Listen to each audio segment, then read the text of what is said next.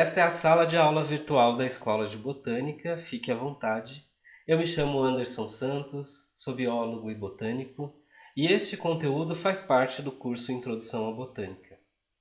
Eu estou aqui para te contar um pedaço bem pequeno da história do pau-brasil. A árvore que de alguma forma deu nome para o Brasil. O Brasil, que é o único país que tem nome originado a partir de uma árvore. E falar disso se tornou importante por alguns motivos. Primeiro, que muita gente no país não conhece o pau-brasil. E é curioso pensar sobre isso, mas apesar da gente morar em um país que tem nome de árvore, ou pelo menos um nome atribuído, originado a partir de uma árvore, que também tem a maior floresta tropical do mundo, e hoje também a gente tem um dado aí que pode aumentar ainda mais a importância disso. O Brasil é o país com o maior número de espécies vegetais, maior número de plantas conhecidas no planeta. A gente está falando da maior biodiversidade vegetal do mundo está no Brasil. Talvez, por conta disso tudo, nós devêssemos conhecer intimamente essa árvore. Mas essa não é a realidade, pelo menos da maioria dos adultos, que já passaram pela vida escolar, que vivem no Brasil. Essa árvore originalmente não está em todo o território brasileiro, o que justifica o fato de muita gente não ter visto, não conhecer. Mas muita gente passou pela escola. E por que a gente não aprende tão intimamente os detalhes sobre essa árvore? O que você está vendo nessa imagem é uma foto das folhas do pau-brasil. E por mais que pareça algo bastante comum, porque algumas árvores têm folhas similares a essa daí, ela tem as suas particularidades. A gente precisaria fazer um estudo mais profundo para entender os detalhes. E mais do que isso, um estudo comparativo. Olhar para outras árvores e ver quais são as semelhanças e diferenças entre elas. Mas tudo isso começou quando na semana passada, ou pelo menos há 2 semanas, eu passava por uma calçada aqui na cidade onde eu moro e eu me deparei com esta planta e tirei essa foto. Essa é a flor do pau-brasil, uma flor que para muitos é desconhecida. Ela tem 5 pétalas, sendo que uma delas, a mais superior, tem essa pincelada, entre aspas. Em termos botânicos a gente chama de mácula, é como se fosse uma mancha vermelha que aparece aí nessa pétala. Curioso que quase que essa mesma tonalidade a gente também vai observar no interior do tronco dessa árvore. Se a gente olha para o cerne, o meio dessa árvore, ela tem também um pigmento muito parecido com esse e que dá uma tonalidade muito parecida com essa daí, a brasilina. Brasilina é o nome do pigmento que dá essa cor não só para a pétala, mas também principalmente para o interior do tronco dessa árvore. Esse pigmento que foi explorado por alguns séculos pelos colonizadores para obtenção, na verdade, a madeira foi explorada para extração desse pigmento e uso desse pigmento principalmente para atingir tecidos. Isso porque, na época da colonização do Brasil, no início dessa colonização, se a gente olha para a história, a gente vai perceber que o vermelho não era uma cor comum na roupa das pessoas. Não é à toa que os papas, os reis e rainhas da Europa, tinham seus tronos e mantos vermelhos. O vermelho era uma cor que tinha um significado muito específico para essas pessoas, que estava associado ao que eles chamavam de nobreza. Agora, extrair o pigmento vermelho da natureza até o encontro dos colonizadores com o pau-brasil não era algo muito simples, as árvores. E aí, ao encontrar essa planta na calçada, eu fiquei pensando, quantas pessoas conhecem o pau-brasil? Apesar de eu saber um pouco sobre essa história, porque esse assunto faz parte de uma pesquisa longa que eu venho fazendo por aí, a gente vai perceber que muita gente não teve contato nem com uma imagem dessa flor que eu acabei de mostrar. Isso que você vê aqui agora é uma amostra de herbário. A gente também chama isso de exicata dentro dos herbários. É uma planta que foi prensada, seca, desidratada, costurada em um papel e a gente vai observar que aqui na base dele tem alguma etiqueta com algumas informações. Essa amostra especificamente foi coletada em 7 de novembro de 1985 no município de Santa Teresa, no Espírito Santo. Um lugar onde essa planta vive como nativa. O pau-brasil tem como nome científico Pau-brasilia equinata. E equinata é uma palavra que tem origem latina, mas que também tem origem grega, que quer dizer com espinhos. Ela é uma árvore que tem estruturas que não são necessariamente espinhos, tanto no tronco quanto nos frutos. E a gente vai perceber que eles são pontiagudos e até furam o dedo, se a gente não tomar muito cuidado por ali. O gênero Pau-brasilia, um gênero que só tem uma espécie, essa mesma, Pau-brasilia equinata. E essa planta pertence à família Fabaceae, a mesma família, do feijão, do amendoim, grão de bico, soja, lentilha, ervilha, da pata de vaca, várias espécies de patas de vaca, que são árvores comumente cultivadas em diferentes lugares do Brasil, as mimosas, as acácias, os ingás, que são outras árvores também comuns em algumas regiões do país. Bom, quando a gente fala de pau-brasil, a gente precisa então olhar um pouco para essa nomenclatura, para o nome científico. Pau-brasilia equinata é o nome atual dessa espécie, mas ela já teve outras nomenclaturas: Caesalpinia equinata, Guilandina equinata e Caesalpinia obliqua. Atualmente, e esse nome ele é relativamente recente, pois foi em 2016 que essa planta teve uma alteração nomenclatural. Os cientistas desse nome, que aparecem aqui como abreviaturas depois desse nome, propuseram um novo nome a partir de um estudo que comprovou que essa espécie não fazia parte então do gênero Caesalpinia. Eles propuseram então o nome Pau-brasilia equinata, propondo inclusive a inserção da espécie em um novo gênero, um gênero que a gente denomina no universo botânico de monoespecífico. Ele tem apenas uma espécie. Esse estudo mostrou que essa planta tem características físicas e genéticas muito específicas, não só pela presença do pigmento, pela presença das estruturas pontiagudas, os acúlios aí na parte externa do caule e também dos frutos, mas principalmente por uma questão biogeográfica. Essa planta ocupa um território tão específico que torna ela também, e principalmente pelos aspectos genéticos, uma planta muito específica, merecendo uma nova nomenclatura. Como eu disse, Pau-brasilia equinata, então o nome científico dessa espécie, ela é uma árvore da família Fabaceae, ela é nativa do Brasil, mas ela também é endêmica do Brasil. Isso quer dizer que de forma natural, sem a intervenção humana, ela não consegue existir em nenhum outro lugar do planeta. Ela é uma planta que estava no Brasil no momento da colonização portuguesa e que estava não só aqui porque ela é nativa desse lugar, mas porque ela também só ocorre em alguns territórios, ou melhor, ocorria em alguns territórios.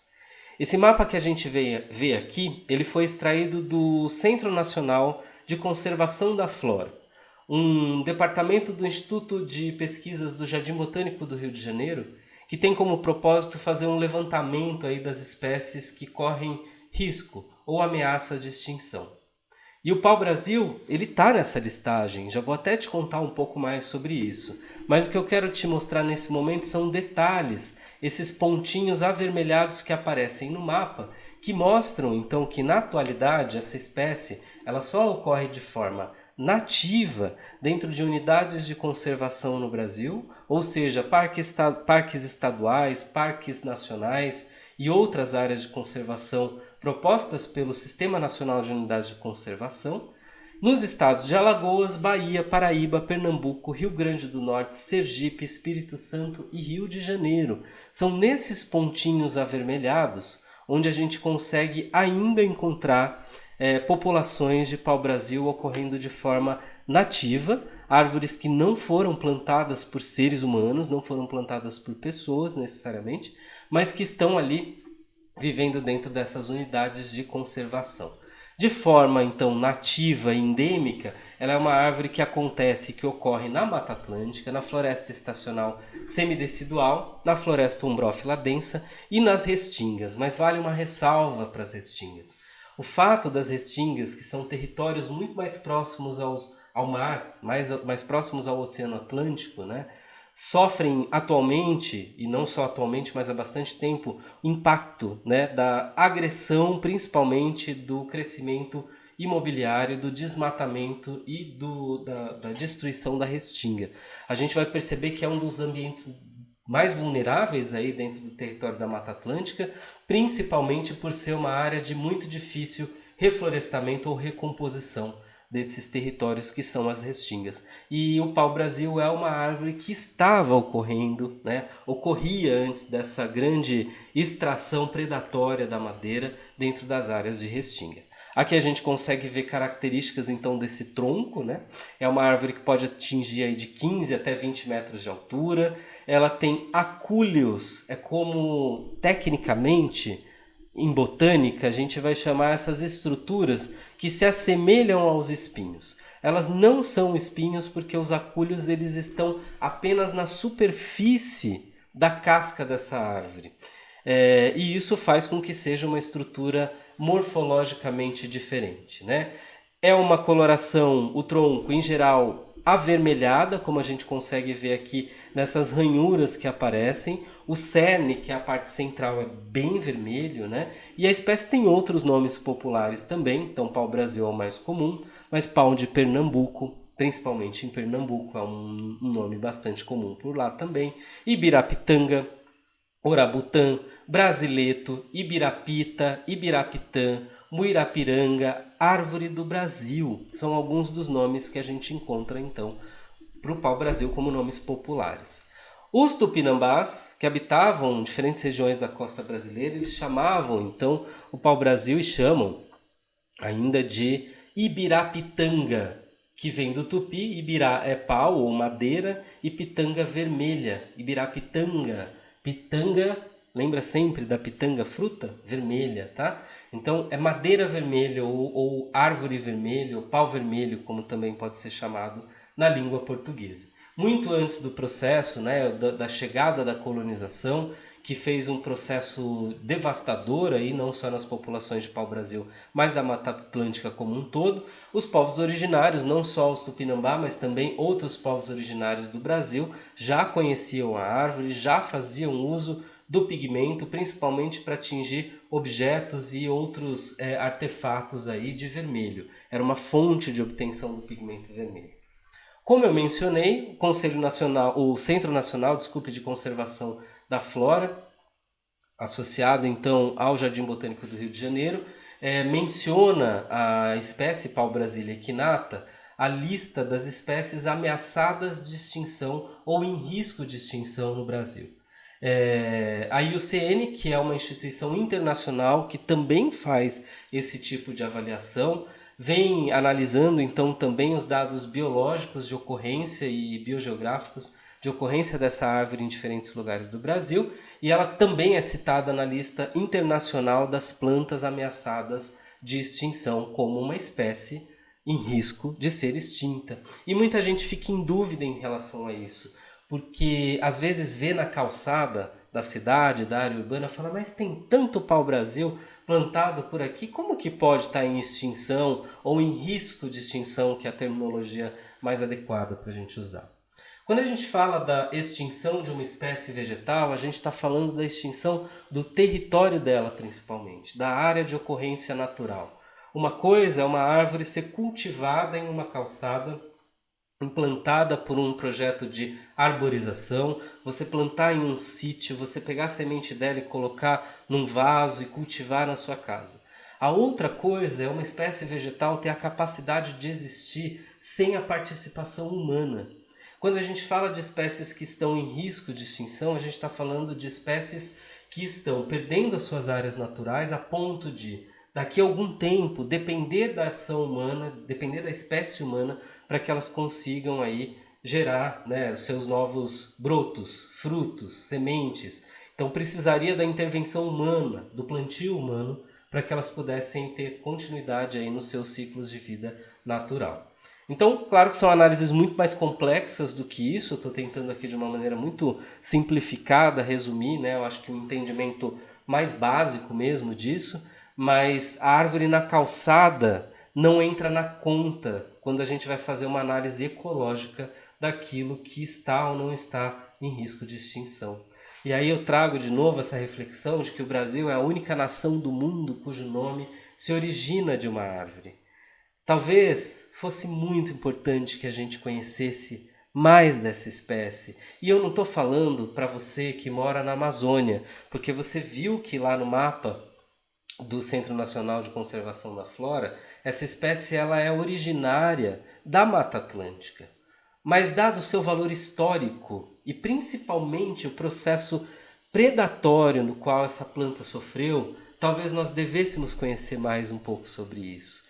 Os cronistas portugueses, 3 deles, tá? João de Barros, Frei Vicente do Salvador e Pero de Magalhães Gandavo, eles concordavam com uma questão, de que o nome do Brasil, o nome do país, foi dado em referência à árvore pelo fato de que os portugueses conheciam a árvore como pau de brasa, ou chamavam também, mencionavam o cerne, né, a parte central dessa árvore, como vermelho como brasa.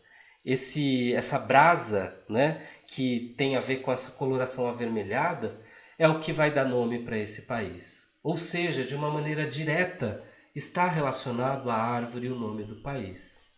Curiosamente, e aí os linguistas que trouxeram isso para a gente pensar, a palavra brasileiro, né, a palavra que dá nome à pessoa que nasce no Brasil, nos tempos coloniais, porque isso mudou com o tempo, né?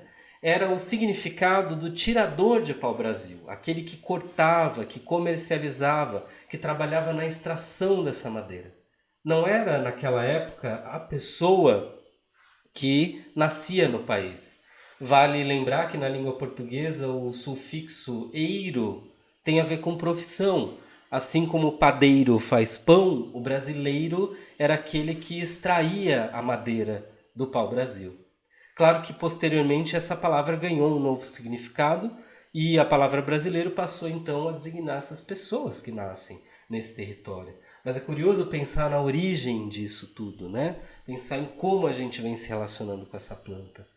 A floração é de setembro a dezembro, na maior parte do país. E a frutificação costuma ser de outubro a janeiro. De novo, olha essa flor, a exuberância disso. Talvez esse pudesse ser um dos maiores símbolos desse país.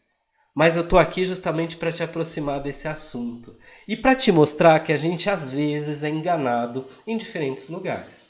Olha só aqui do lado esquerdo, fotos e imagens, né? Essa é do Maurício Mercadante, dos frutos do pau-brasil. Então é uma vagenzinha e ela abre de um jeito muito interessante porque o processo de desidratação dessa vagem faz com que ela abra, ela torça e lance essa semente o mais distante possível, né? As estruturas aqui que a gente vê pontiagudas, né? Então vão dar também esse nome de equinata. Pau-brasilia equinata tem a ver com essa presença de, entre aspas, espinhos, né? Essa foto aqui, que é do Rubens Teixeira, mostra as verdadeiras sementes do pau-brasil. Elas são castanhas, marrons, às vezes quase preta, dependendo do estado aí, ou do estágio de desidratação dessa semente. Só que comumente em diferentes lugares do Brasil a gente vai encontrar esta semente aqui, dessa planta que é a Adenantera, pavonina, chamada também de falso pau-brasil ou de olho de dragão, sendo comercializada essas sementes como a semente do pau-brasil. Então às vezes a pessoa tem um colarzinho lá, tem uma pulseira, tem um ornamento que foi feito com isso ou encontrou em algum lugar. Essa planta ela é originária do continente asiático e do continente australiano. Ela é uma planta que, apesar de cultivada, amplamente cultivada no Brasil, é uma planta exótica, ela não é nativa do território brasileiro. Então ela não é o pau-brasil e aqui a gente tem a verdadeira semente do pau-brasil, tá? Só para você se aproximar mais do assunto e conhecer um pouco mais desse tema. E eu queria te contar isso pelo seguinte: a gente vive hoje um cenário de crise, emergência, mudança climática. E quando a gente para analisar os principais motivos desse caos que se instalou em diferentes lugares, muito tem a ver com a nossa verdadeira desconexão com a natureza. Hoje a espécie humana ela não se enxerga mais como parte dos sistemas e dos ciclos naturais. E é justamente esse afastamento da compreensão de como a vida funciona, de como a vida é uma dança de relações, que fez e que faz com que a gente viva um cenário tão crítico como o de hoje. Quando a gente se aproxima das plantas, quando a gente se aproxima de compreender um pouco mais sobre o mundo natural e abre espaço na nossa agenda para ter um momento de contato com uma árvore, de ter contato com o parque, na área urbana também tem natureza.